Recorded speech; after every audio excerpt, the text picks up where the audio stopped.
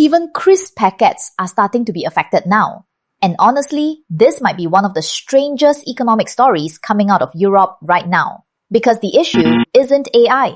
It isn't semiconductors either. It's packaging ink. Some food companies are starting to warn that rising supply chain pressure and higher chemical costs could eventually affect packaging production.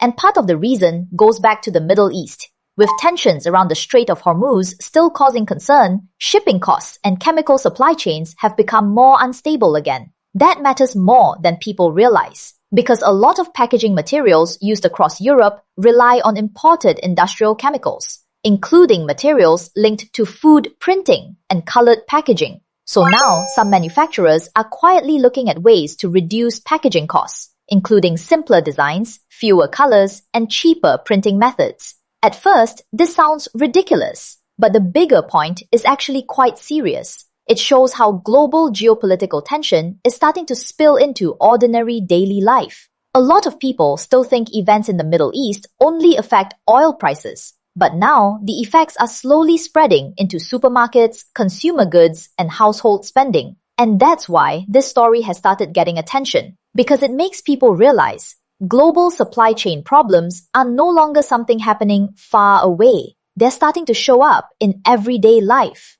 If you want to know which industries in Europe could be hit next if Middle East tensions keep rising, DM me, Europe, and I'll send you the full breakdown.